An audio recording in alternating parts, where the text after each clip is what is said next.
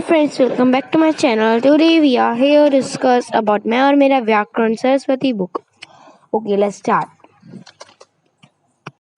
So let's start chapter number 1, भाषा विचार.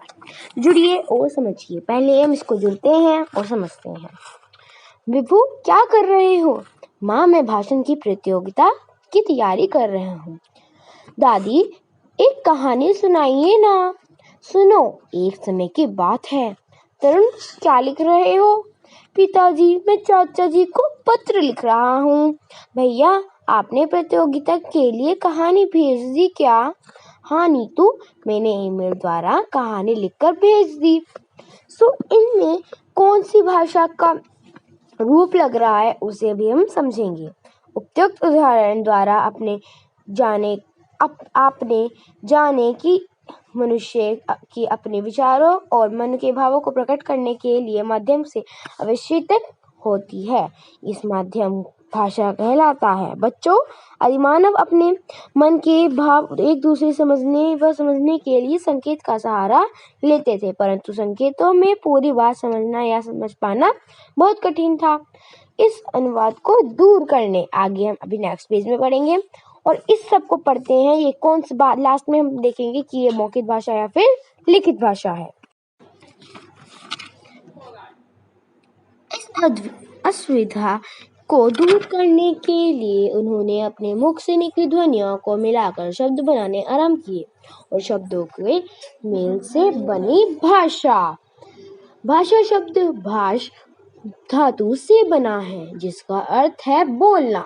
सभी प्राणियों द्वारा मन भावों का आदान प्रदान करने के लिए भाषा का प्रयोग किया जाता है.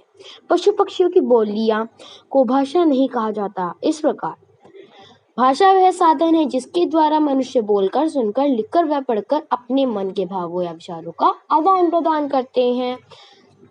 वह भाषा कहलाती है. भाषा वह साधन है जिसके द्वारा मनुष्य अपनी बातों को बोलकर, सुनकर, लिखकर व पढ़कर अपने मन के भावों या विचारों का आदान प्रदान करते हैं. अपनी बात किसी और को समझाते हैं, उनको बोलते हैं, उसे भाषा कहते हैं तथा वह भाषा कहलाती है. विश्व में अनेक प्रकार की भाषाएं बोली जाती हैं, जैसे हिंदी, अंग्रेजी, जर्मन, फ्रांसीसी, संस्कृत, रूसी आदि.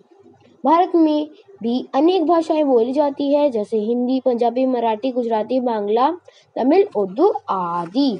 भाषा के रूप. भाषा के कितने रूप होते हैं? जैसे मैंने आपको बताया था, भाषा के 2 रूप होते हैं, मौखिक भाषा व लिखित भाषा. फर्स्ट, मौखिक भाषा. विद्यालय में वाद विवाद प्रतियोगिता का आयोजन किया गया है. प्रतियोगिता में वक्ताओं ने बोलकर अपने विचार प्रकट किए तथा श्रोताओं ने सुनकर उनका आनंद उठाया. यह भाषा मौखिक रूप है. मौखिक भाषा में वक्ता बोलकर अपनी बात कहलाता है, वह श्रोता सुनकर उसकी बात समझता है. इस प्रकार भाषा वह रूप जिसमें एक व्यक्ति बोलकर विचारों का अपने मन के भावों को प्रकट करता है, बोलकर प्रकट करता है और दूसरा व्यक्ति सुनकर उसे समझता है, उसे मौखिक भाषा कहते हैं तथा वो मौखिक भाषा कहलाती है. भाषा का वो रूप जो व्यक्ति अपने मन के भावों और विचारों को बोलकर प्रकट करता है और दूसरों व्यक्ति उसे सुनकर समझता है, उसे मौखिक भाषा कहलाते हैं. जैसे हम उदाहरण ले लेते हैं, हम टेलीफोन पे बात करते हैं और दूसरा हमारी बातों को सुनता है. जैसे हम अपने पापा से बात कर रहे हैं या फिर अपने भाई बहन से बात कर रहे हैं कि मामा जी आप कब आओगे, पापा जी आप कब आओगे, जो भी, और वो कहेंगे, उन्होंने सुनकर तो कोई आंसर दिया, मैं अब आऊंगा जब आप बुलाओगे. ठीक है. फिर है दूरदर्शन, वार्तालाप, नाटक, रेडियो आदि. इनका आप मुझे बताओगे इसका क्या यूज होता है इन द डिस्क्रिप्शन. फिर है लिखित भाषा. वरुण, ये आप खुद पढ़ के मुझे बताओगे इसमें क्या लिखा है. मैं इसकी डेफिनेशन पढ़ रही हूँ. भाषा का वह रूप जिसमें एक व्यक्ति अपने विचार या मन के भावों को लिखकर प्रकट करता है और दूसरा व्यक्ति उसे पढ़कर बात को समझता है, उसे लिखित भाषा कहते हैं. जैसे देखो, जो भाषा का वह रूप जिसमें व्यक्ति अपने मन के भावों को लिखकर प्रकट करता है, अपने मन के भाव को जब वो लिखता है और दूसरे व्यक्ति उसे पढ़ता है, समझता है, उसे लिखित भाषा कहते हैं.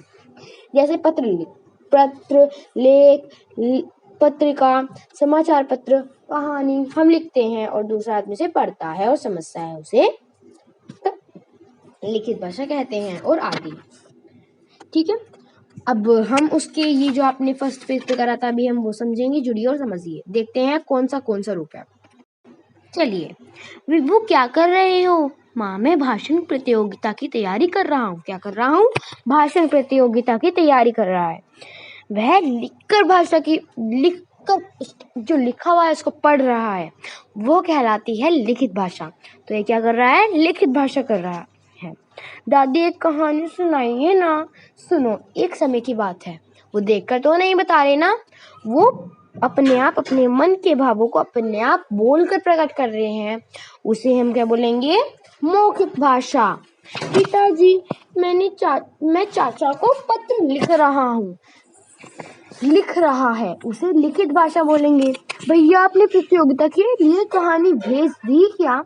हाँ, नहीं तो मैंने ईमेल द्वारा लिखकर भेजी है। लिखकर, तो उसे क्या बोलेंगे? लिखित भाषा। ठीक है, अब नेक्स्ट पेज खोलेंगे। चलो, और हम बाकी बाद में करेंगे। Thank you and have a nice day.